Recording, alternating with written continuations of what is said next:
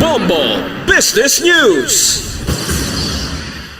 Ginaduso sa Department of Agriculture mas mataas nga taripa sa pila ka mga imported nga produkto sang karne pagkatapos ka magsobra ini sa gintala ng kadamuon sang import. Sa idalom sa Department Order No. 24, ginmando ng Agriculture Secretary Francisco Chu Laurel Jr. ang pagpatuman sang Volume B Special Safeguard Duties sa pila ka sahi sa imported nga karne nga agud maprotektahan ang local producers.